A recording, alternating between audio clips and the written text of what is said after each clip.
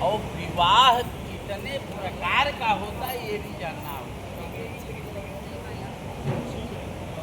विवाह पूर्वक वह धातु से बना है विवाह, माने जिसको जीवन को सम्यकतया निर्वहन करने की जिम्मेदारी दी जाए वही विवाह। क्योंकि विवाह किससे नहीं होती, क्योंकि शास्त्र ये कहता है पिता रक्षति कौमारे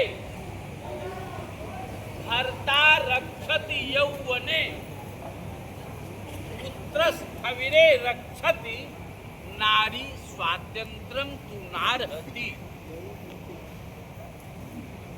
कन्या या नारी कभी स्वतंत्र नहीं होती, क्योंकि कुमारावस्था तक जब तक शादी नहीं हुई रहती है तब तक उसकी सुरक्षा संरक्षा की जिम्मेदारी पिता की होती है। जब शादी हो जाती है तो पति की संरक्षा चालू हो जाती है, और जब संतानोत्पत्ति हो जाती है तो पुत्र की देखरेख में रहती है। इसलिए नारी स्वातंत्रम तु नारहति, नारी को स्वतंत्र रहने का अधिकार नहीं दिया गया।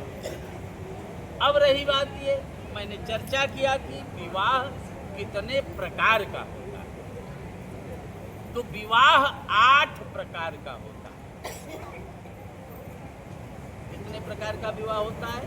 8 प्रकार का विवाह। 8 प्रकार के विवाह में सबसे मुख्य विधि ब्राह्म विवाह की विधि मानी जाती है। जैसे विवाह जो होता है कई संबंधों के जन्मों से कनेक्टेड होता है, क्योंकि शास्त्र ये कहता है कि पूर्व जन्मार्जितम विद्या पूर्व जन्मार्जितम वित्तम पूर्व जन्मार्जितम नारी अग्रे अग्रे धावत। पूर्व जन्म का ज्ञान, पूर्व जन्म का धन और पूर्व जन्म की पत्नी ये आगे आगे चलती। समझ रहे हैं? अब रही बात ये, जैसे विवाह तो आपकी हो ही रही है, लेकिन आप अपने पूर्व जन्म की बात नहीं जान रहे हो। लेकिन शंकर जी के पूर्व जन्म से अगर हम कनेक्टेड होंगे तो शंकर जी का पार्वती से शादी होने से पहले सती के साथ विवाह हुआ था कि नहीं, आप लोग जानते होंगे। अब सती के साथ जो विवाह हुआ था तो उसमें 8 प्रकार के विवाह में ब्राह्म विवाह की विधि स्वीकार नहीं की गई।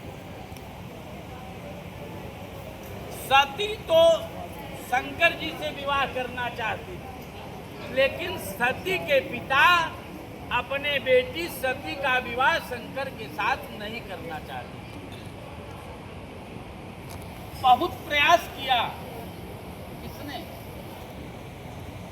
सती ने माने दक्ष ने बहुत प्रयास किया कि शंकर के साथ हम विवाह नहीं कराएंगे। यहाँ तक कि शंकर जी को ही एक शिल्पकार के रूप में बुला करके अपने यहाँ मूर्ति बनवाया, और शंकर जी ने ही अपनी ही मूर्ति बना करके चले गए कि ये बेटी का विवाह जिसके साथ होगा उसी की मूर्ति हम बना देते हैं। उन्होंने बना दी,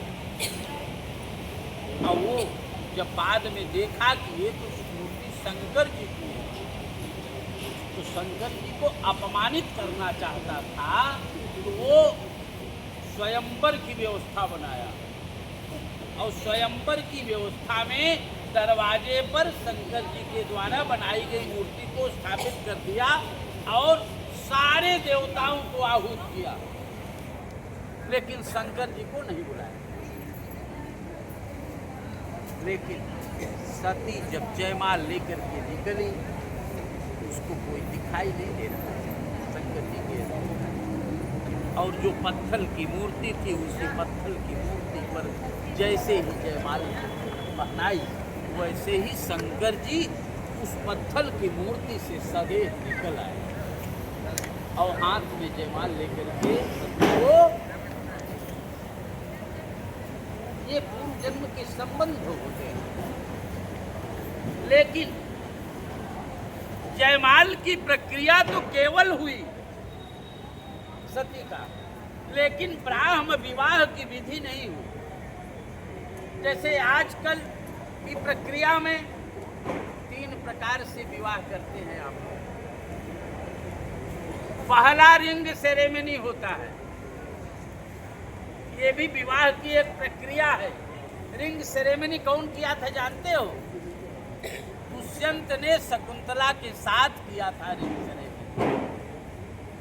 लेकिन वो दुष्यंत कुछ समय बाद जब भरत गर्भ में आया तो उनको समझ में नहीं आया।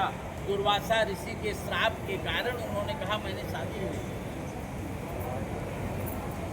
समझ रहे? और सती की बात आपने देखा, सती का भी विवाह ब्राह्म विवाह की विधि नहीं हुई थी। वही सती अपने पिता के घर गई, आत्मसात कर बैठी, और फिर वही सती अगले जन्म में पार्वती बनकर के जब पैदा हुई तो पुनः शिव को पति के रूप में प्राप्त करने के लिए तपस्या की। उस तपस्या से शिव जी खुश हुए, शिव जी खुश हुए और कहे कि तुम्हारी तपस्या से मैं खुश हूं, चलो मेरे साथ। पार्वती तैयार नहीं, क्यों नहीं तैयार हुई? कही कि पूर्व जन्म मुझे याद है, आप मेरे पिताजी से मांगिए मुझे, और ब्राह्म विवाह की विधि से ही मैं शादी करूंगी, तब मैं आपके साथ चलूंगी, अन्यथा मैं चलूंगी। शंकर जी ने पार्वती को उठा लिया।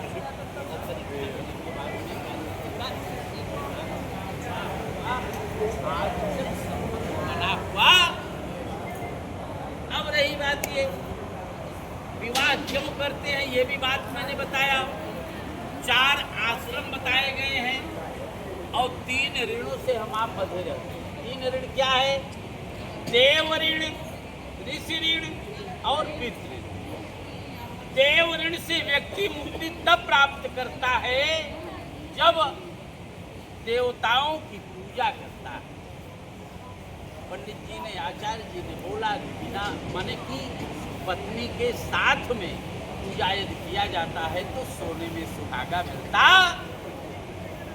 क्योंकि पत्नी को ही धर्म पत्नी कहा गया। अब देव ऋण, ऋषि ऋण से व्यक्ति को मुक्ति तब मिलती है जब अतिथि का सम्मान हम आप करते हैं, और पितृ ऋण से मुक्ति